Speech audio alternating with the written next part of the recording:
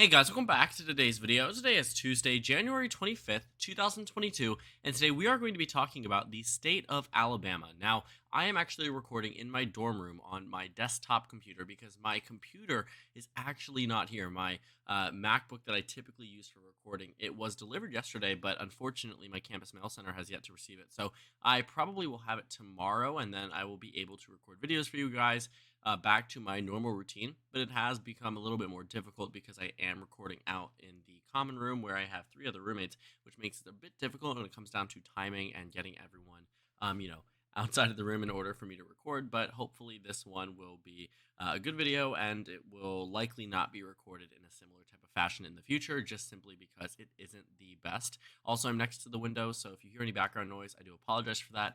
And besides that, we can get right into this video. So as you can tell from the title, you know that the Democratic Party is now seeing a big win in the Alabama map. And if you don't know what's been happening so far, this is something that actually recently I have been working up to understanding fully.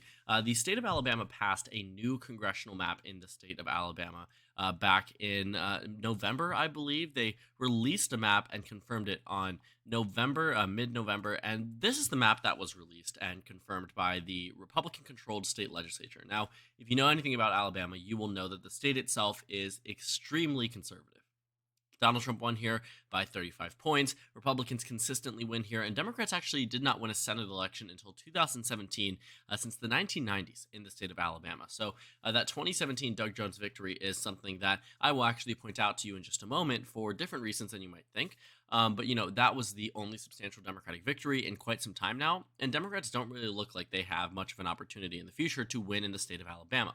But looking at the congressional map that was proposed and solidified, there are 7 congressional districts.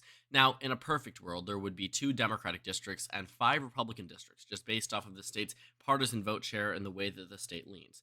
2 out of 7 is about 28.5% of representation. 3 out of 7 would bump it up a lot more than we are used to. So 2 out of 7 definitely seems to be the part where, if we're looking at a fair way to draw this map, that's what you would have. But the Republican Party, of course, is going to draw a map that is made for themselves, the same way Democrats do. Both parties have taken part in extreme gerrymanders.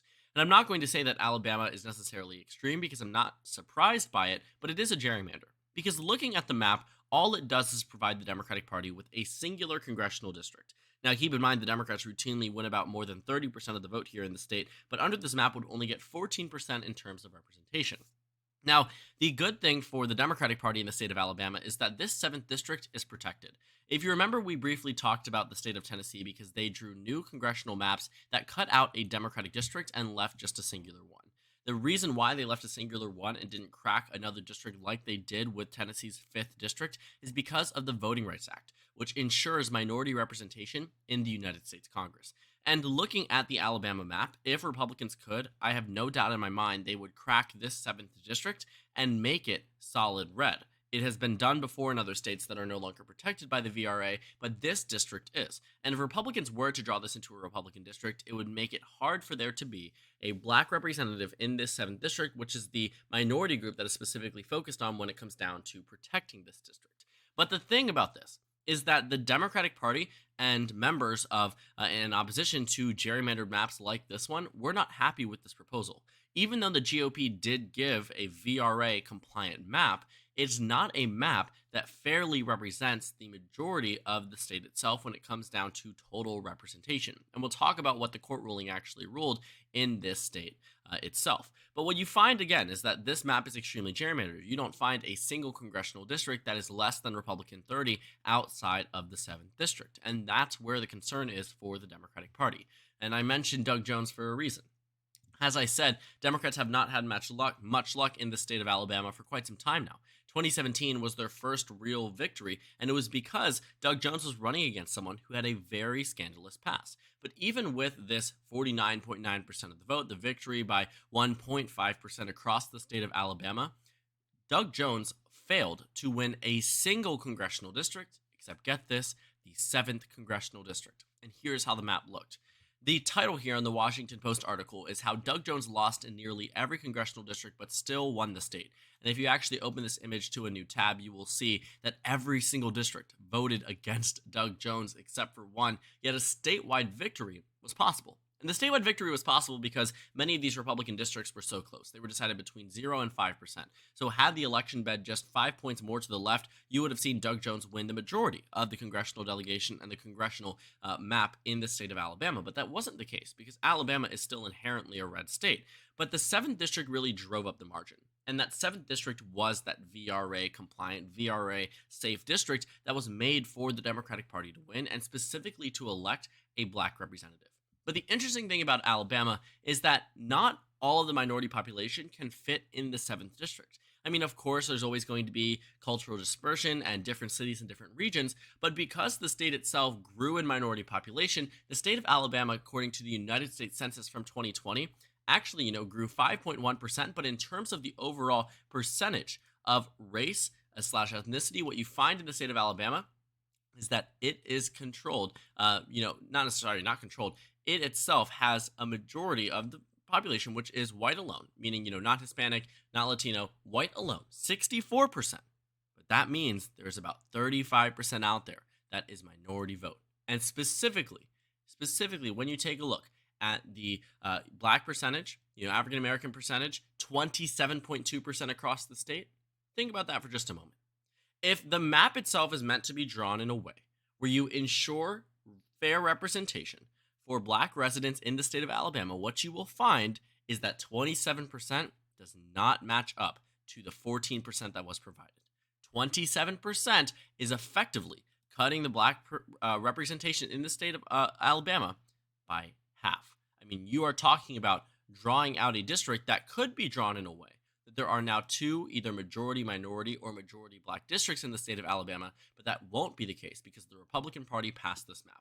So it was brought up to court, and the Democratic Party and, those siding against this gerrymander said, it's not fair that we have maps like this where you could see someone win a statewide race but lose every single congressional district, and the census numbers speak for themselves. So what happened was the 3-panel court, federal court, threw out Alabama's new congressional map. And the interesting thing about this is that 2 of the justices on this 3-court panel were appointed by President Trump. These are not Democratic appointees. These are not people who have sympathized with Democrats before. These are people who are meant to be hard and strong for the Republican Party on every single ruling. And in most cases, they were, until it came to this one. And I think it is a testament to how this map has been drawn, that Republican, specifically Trump-appointed justices, decided to throw it out because they said it simply was not fair. It was a vote of 3-0, which means that it will surpass the 11th Circuit, but it is expected to be appealed to the United States Supreme Court. The Supreme Court can choose to leave it in place, hear the decision, and potentially throw something out of the Voting Rights Act. It could end up backfiring on the Democratic Party, but most chances at least seem to be in this position where they either will not hear it or they will not make any major changes to what the ruling has been said. So this federal panel of judges decided to shoot down this new congressional map, and Democrats are very happy with it because now that it has been shot down, there is no official map in the state of Alabama. At least now it's a momentary victory, which means it's removed from the national overview, which means that it might force Republicans to have to draw a 5-2 map. And nobody, and I mean nobody, was expecting this. But there are significant implications if the Supreme Court decides to not hear the appeal or decides to uphold the ruling, because then it will set a precedent that actually ends up screwing over Republicans in more ways than one. For instance, taking a look at the state of Arkansas. This is a state where the Democratic Party hasn't had much luck in the past, but nearly flipped a congressional district in 2018. That's because Arkansas's 2nd district became competitive. Even though it has a partisan lean of Republican plus 14, Democrats were competitive in districts like that. In that 2nd district, you saw that the Republicans did win in 2018. 2020, they sought to make a comeback, sought to make the district more competitive. They ultimately failed, but the district itself was drawn to be 3 points more Republican in an effort to keep this 2nd district never competitive ever again. The state of Arkansas doesn't have an entire, Republican vote share that is 100% of the electorate. Obviously, about 30% to 35% of the electorate in Arkansas, just based off of how our safe states go, because usually that's the base and lowest amount that a certain political party will get, vote for the Democratic Party. And they don't get that representation. They fail to receive even just 25% out of the state's, 4 congressional districts. But if that ruling goes through, there is a concern because there has been a very similar court case that is being brought up and talked about and discussed right now in the courts about this exact issue, except taking Alabama and replacing it with Arkansas. And I'll show you what I mean by that. They're looking at the Census Bureau. They're looking at the fact that there could technically be, when you take alone the white alone and not Hispanic or Latino percent, you have 28% of the Arkansas population that is minority, which means potentially you could compact and have a minority district in the state of Arkansas that would undoubtedly be a safe blue district because that primary would comprise mostly of those minority voters, and thus that primary would need to lead to potentially a general election victory. So if the Alabama court case goes through, it is entirely possible that the same ruling and similar precedent here makes Arkansas draw a Democratic district. The fact that Alabama was shot down in the first place by Trump-appointed justices should be a worrying sign for the GOP, because this was never supposed to happen. I mean, when Alabama confirmed their map, I threw it away and said, okay, this is exactly what it's been like for decades. They've had one Democrat, all Republicans, and that's just how it's been in the state of Alabama. There's no reason why we should be surprised that the GOP decided to do this, nor would there ever be really any concern that this map was going to be struck down, because similar cases have been brought up before, but the Alabama map was upheld. But now we are entering into a new type of wave of court decisions that are screwing over the GOP's chances at gerrymanders. Unfortunately for the GOP, they simply don't have that ability for many of these Democratic states. The only one I could envision in the future that we might talk about, and emphasis on might, is the state of New York. If they decide to draw a 23-3 gerrymander or 22-4 gerrymander, if they try to draw some obsessive and practically insane gerrymander, it is possible that that one gets struck down. But for the rest of the maps, like the one in Illinois, it will more than likely not be struck down because the courts won't side with the GOP on that case. But they have already sided with the Democrats in Ohio. They are planning to decide in the state of North Carolina, from what it seems like, which is why we are still focusing on that state despite them confirming new congressional districts nearly 2 months ago. But with this new Alabama map, I mean, it just comes in at a worse time for the Republican Party simply because they're already battling legal challenges in North Carolina and Ohio, and now adding Alabama into the midst, the precedent that is set by that ruling could impact Arkansas. And it isn't just Arkansas, because the case actually gets more compelling from here outside of the state of Arkansas. The next state we can talk about is the state of South Carolina, which arguably should absolutely have more than one Democratic district. And I say this because of the state of South Carolina's voting history. When you take a look at the presidential map and you specifically look at the state of South Carolina, what you will find is that it has not gone by a safe margin since 2004 for the GOP. That means it hasn't gone by more than 15 points to the GOP since George W. Bush was reelected. I mean, I was 2 years old at this time, less than that, when this election occurred, and that was the last time South Carolina went to the GOP on the presidential level by a safe margin. Because in 2008, it went to McCain by 9, 2012, Romney by 11, Trump by 14, and then Trump by 11.7% in 2020. Which tells me, if South Carolina was a closer margin for Trump than Colorado was for Biden, why is it fair that South Carolina has only one Democratic district? Does that make any sense? There also was this first district that has a partisan lean of Republican plus 14, but get this, Democrats elected a representative there. But even then, just 2 out of 7 districts is not fair representation. If we were to talk about the bare minimum in terms of fairness, we would talk about Democrats having 3 districts. But now under this new proposed map, which it looks like it's going to pass, they have made the first district more conservative in an already extremely close district, which means it's just enough of those points to shift it over to the right.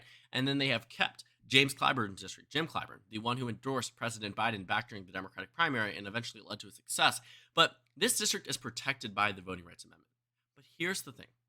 Act, not amendment. Here's the thing in the state of South Carolina. I've made the case in Arkansas, and that's a stretch because it doesn't seem to be as much of a minority population as you see in Alabama. But in the state of South Carolina, you see a huge minority population and a very similar type of argument.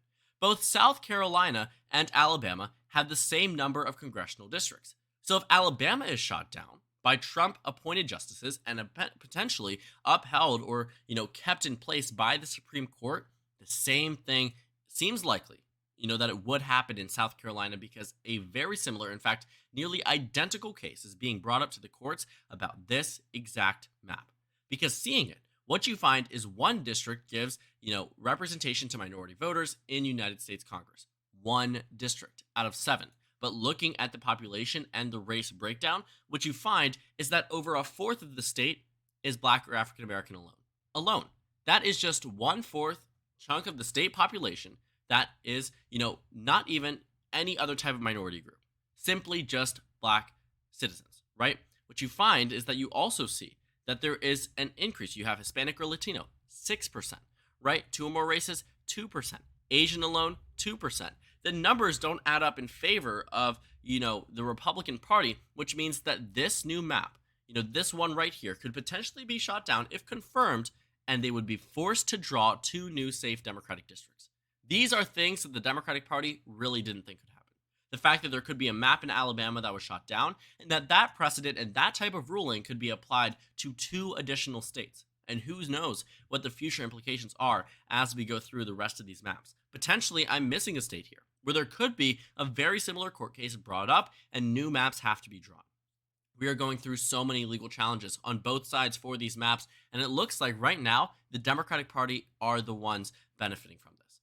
This new court case and court ruling in the state of Alabama is huge news for the Democratic Party and absolutely a huge win, because they were really banking on states such as California and New York gerrymandering. They were banking on Ohio and North Carolina maps being drawn out, but now they may have 2 additional opportunities beyond Alabama simply because of what this 3-court panel of judges decided to say one fateful day yesterday.